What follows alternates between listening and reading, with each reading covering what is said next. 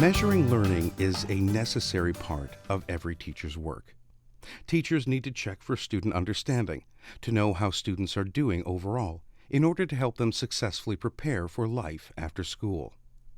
Through formal and informal assessments, educators can see evidence of students' thinking during the learning process and at the end of the learning process.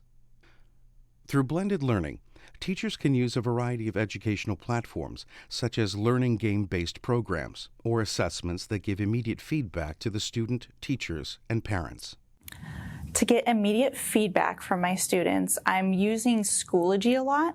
Schoology has a self-grading feature in there, so you use an activity called assessments, and you can create multiple choice assessments, fill in the blank, drag and drop, lots of different options, clickable images, and things like that, and the kids can get immediate feedback on what they got right or wrong. And I rely on those a lot to replace a lot of the natural things that would happen in a classroom where I would ask a question and a kid would give an answer. I need to check their comprehension at some point, and we use the rest of the classes when we're in person to actually do the application and the discussion and the things that you can't necessarily have a right or a wrong answer on.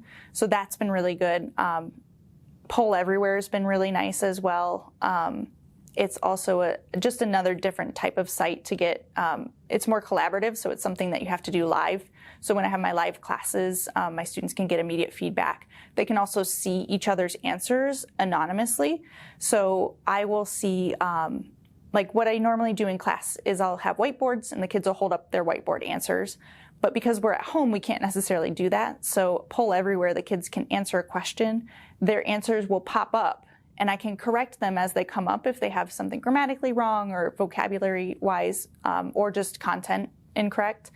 And they can go in and they can actually fix their answers, but no one knows who it is, so they don't necessarily feel called out. There are two types of assessments, formal and informal. Informal assessments are when the teacher gets a clear picture of what the child can and cannot do. Informal assessments are quick, short checks that happen throughout the teaching of a certain topic or content. The teacher uses the information to plan activities and learning opportunities that build on the child's strengths and weaknesses. Informal assessments drive the instruction. Teachers use the information to make decisions about how to provide support for those that need it and how to provide enrichment for those that are ready to go a step ahead. Using a learning management system, the teacher can assign specific tasks to groups of students based on their needs. In addition, the teacher can work with the group of students in the classroom or through real time. For formative assessments, I will use things like Poll Everywhere. I will use actually just the chat box in Google Meet is really good to check kind of the temperature of the room to see how kids are feeling. If you set the expectation at the beginning of the class that when I ask you a question, you're going to answer the question in the chat box or you can answer it out loud, the kids feel a lot more comfortable participating. If I give them that option to answer in the chat. So even just asking them, how do you guys feel about this? Is anyone confused? Yes or no? Raise your hand if you have a question or if you're still not understanding this. Google Meets has a great hand raising feature now. We have a couple add-ons as well through our school that you can get different types of feedback, kind of like emojis that'll pop up. So give me the thumbs up if you feel like you're good. Give me a thumbs down if you feel like you need some more practice. Other things too, just giving the kids assessments through Schoology, just a quick five question assessment or any sort of activity like that is really good for formative assessment. Mr. Jones? Do you remember coming here with your mother and me? You were pretty young. Maybe a little bit. Don't the lake used to be higher than this? In Schoology, I can do a poll where I can put a question and the students can respond. That's pretty quick feedback. Google Slides, I can divide it into 4 squares and the kids will just fill in a color on the square that they think is an answer, the correct answer. That's a fun feedback. I work with younger kids, so I like to be able to do like whole body instruction and do feedback with them, just thumbs up, thumbs down, stand up, sit down, those for yes or no type of things or single answers. Just the dialogue back and forth is also a big a big bonus and a big way for me to understand if they're getting it or not. Using a learning management system, the teacher can assign specific tasks to groups of students based on their needs. Teachers can set up video conference meetings to meet student needs. Teachers can also assign remediation or enrichment learning tasks to specific students to provide further support or enrichment opportunities. What I found with the formative assessments, they're always ongoing because that's what you're using to develop your lesson plans for the future and what you may need to reteach or redo in some way because you didn't reach some of your learners. So as far as formative, I use in the virtual world, I use the Google Slides, the Google Forms, I use the whiteboard fee, I'll use Kami, I'll use the Google Polling or the question and answer. All of those give me a really great idea of what the kids are understanding. For example, we use whiteboard fee. Last week, we were working on the concept of how division is related to multiplication, not quite an easy concept. And we were using arrays, and the kids were really struggling. I was watching their whiteboards. They were really struggling on how to take an array and look at it as division because they're kind of in their mind thinking it's all multiplication, which the two are very interconnected.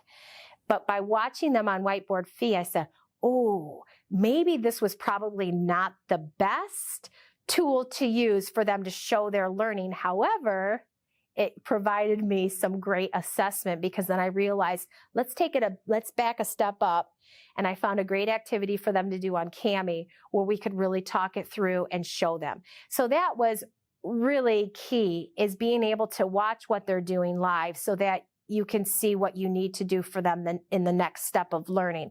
You know, in person, it's so different because you can see it right there. You're walking around, they're engaged in small group, you're bringing them back to debrief, and you get an idea of what they're thinking. And then from there, like if they're struggling with vocabulary or you ask a question and they're all stuck in the mud, then you know as an educator exactly where you need to go with your lesson next.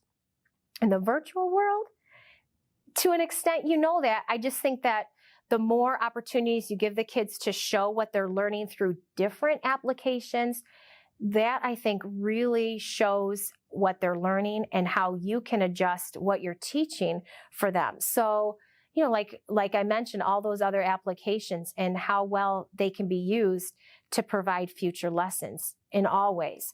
Another way, a lot of the programs like Edpuzzle and things like that, or Google Forms, you can put, if the students get an answer like incorrect, you can guide them to another website or a video where they can relearn it and kind of take them in different directions based on how they're doing. And so you can kind of individualize it that way. It can be anywhere from environment to the groupings that you do, to the content that you do. So for example, in math, if I see that there's like 5 or 6 students that have the concept down, when we have our instruction next day, those 5 or 6 kids are going to take that concept and dive one step deeper. And it could be doing a little mini project. It could be doing some sort of research on the computer. Formal assessments are the end of the unit or content test. It is used to measure what and how well the students have learned. Formal assessments determine the student's proficiency or mastery of content and can be used to determine whether the students mastered the learning standards. And then as far as summative assessments go, I usually use the Google Form platform virtually. Summative assessments can vary when we're in person. Sometimes they're doing a little project or they're doing a presentation to show what they're learning. Not that that can't be done virtually. And so that's something that I'm hoping to tiptoe into when we head into third quarter. But the summative assessments, you know, are typically your end of the whatever unit test that you're given. And I have done a couple of different things with the kids virtually. I can test on letter names, I can test on sounds, sight words, numbers, adding and subtracting, all of those things. And I get immediate feedback, and so does the child. They see the test online as we do it. If they answer correctly, I mark yes. If they answer incorrectly, I mark no. At the very end, they get a little pie chart, and they can see how much green they're getting in their pie chart to know what percentage they're getting correct. And then we can give immediate feedback to parents as well. We can print off a letter that tells the parent exactly what the child knew during that assessment and what they didn't know. My students are ability grouped based on some of the assessments that I've done with, at the beginning of the year we had KRA. We also use iReady, which is a computer program that we use with our students that I can see how they're progressing through lessons to see where their strengths and weaknesses are. And then I use those other forms of assessment that I've talked about, the ESGI and some of the curriculum assessments. And so then I based my students' groups on their abilities, based on their strengths and weaknesses. And then I work on key components of what they need during their small group time. So for example, one of my groups I'm working with just Elkonin boxes, which is just hearing sounds in words. And I'm pushing, manipulating like a little counter into some boxes as they tell me the sounds that they hear. We do picture sorts where they tell me which picture goes with which sound. And they see all of those things on the computer during our group time.